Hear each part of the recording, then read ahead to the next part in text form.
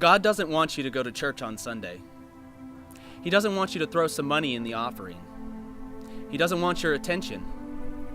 He hasn't asked you for quiet time. He's not interested in your songs. Or should I say just? Jesus said in Matthew 16:24, "If anyone wishes to come after me, he must deny himself and take up his cross and follow me." You see, God doesn't want what you or I can give him on a Sunday morning. He wants everything. It's so easy to treat God as an addition. We pile up our priorities until we can pile no longer.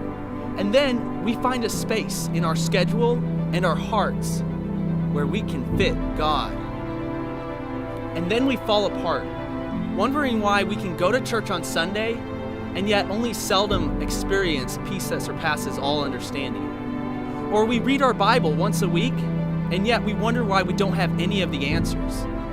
Or we spend the minimal amount of time seeking God, and then wonder why we can't find him when we need him. God does not just want to be an addition, a leftover.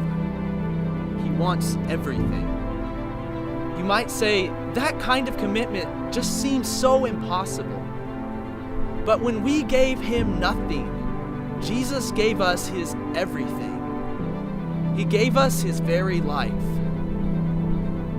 And the amazing thing about what he did for us is that when we trust him, we are made into new creations. And when we seek him with our whole hearts, we will find him.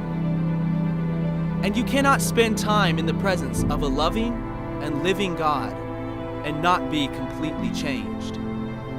It may seem impossible to give everything you have to God, but when you take time to be filled with his Spirit, he says, "You want to know how to pick up your cross? Look at the cross I carried for you." When you truly know him, you're no longer simply spending time reading a book, but instead you're spending time with a friend, and better yet, a Savior.